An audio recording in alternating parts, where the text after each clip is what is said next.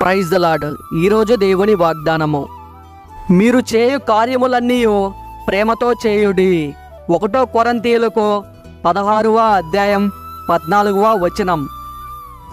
వాక్యము విన్నారు కదా. మీ కొరకు చిన్న ప్రార్థన. కళ్ళు మూసుకోండి.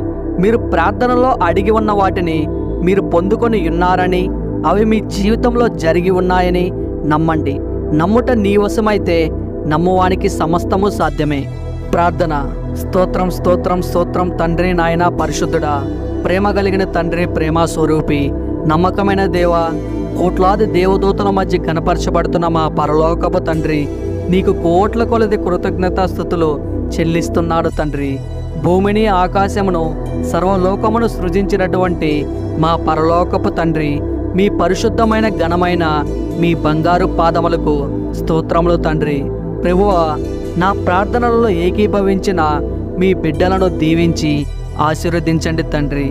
ఏ బిడ్డ ఏ అక్కర్లతో బాధపడుతుందో అట్టి బిడ్డలను జ్ఞాపకం చేసుకోండి తండ్రి. వారు చేస్తున్న పని బాటలలో మీరే తోడుగా ఉండి సహాయము చేయండి తండ్రి. వారి ప్రతి సమస్యను మీరే తీర్చండి తండ్రి.